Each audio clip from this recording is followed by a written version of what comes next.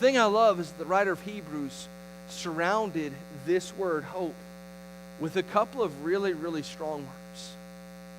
He says, right in the middle is hope, but faith is the assurance of things hoped for. The conviction. Assurance and conviction aren't nearly as nebulous, as hard to define as hope. So the writer says, listen, here's what it's about. There's conviction.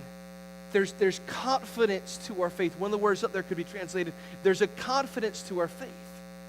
And so when I come with hope, I come with a quiet confidence. In fact, as if we're believers in Jesus this morning, the two things we should have for sure in our tool bag is we should have humility and we should have confidence.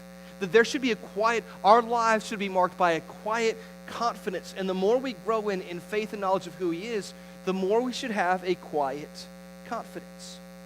The problem, as I see it, is that a lot of times we err on one side or the other of having that quiet confidence. On one side, I see a lot of us today, I think especially in our political climate, I think Bree kind of hinted at this during the worship time, is that sometimes there's so much stuff going on around us that for a lot of us, we lose confidence. Not so much, and I'm not even talking about just about how we lose confidence in our calling and the stuff that we do, but we lose confidence in God still being in control. And we look at the political climate and all the stuff that's going on, and we think, man, is America even going to be able to survive this election? And we look at all the terrorism and all the stuff that takes place, and a lot of people say, man, I just want to run and hide and pretend all this stuff doesn't exist. And they live in fear of our present day situation. When I say, look, we've read the Bible, we know how it turns out, and we're going to be okay. I'm not promising that everything's going to be great, but I have a confidence in God because faith is this. Faith is a confidence that I can take God absolutely at His word.